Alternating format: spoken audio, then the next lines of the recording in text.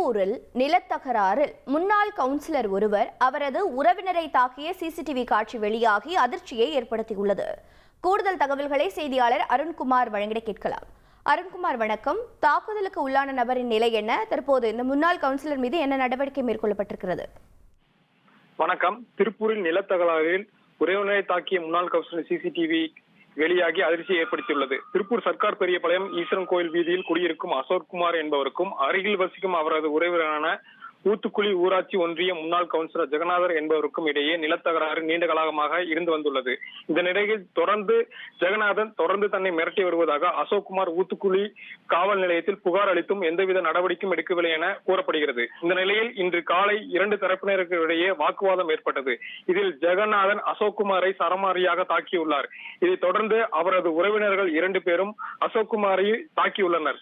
இதில் காயமடைந்த அசோக்குமார் திருப்பூர் அரசு என்னோட பிசினஸுக்கு ஜிஎஸ்டி நோட்டீஸ் வந்திருக்கு பாரு. உடனே ஜிஎஸ்டி எக்ஸ்பர்ட் பேசு. உடனே எப்படி கிடைக்கும்? பாஸ் வாலா பி தி பாஸ் மருத்துவமனையில் சிகிச்சைக்காக அனுமதிக்கப்பட்டுள்ளார். இந்த மோதல் சம்பவமான தொடர்பான சிசிடிவி வெளியாகி பெரும் அதிர்ச்சியை ஏற்படுத்தியுள்ளது. இந்த சம்பவம் தொடர்பாக ஊத்துக்குளி போலீசார் விசாரணை மேற்கொண்டு வருகின்றனர்.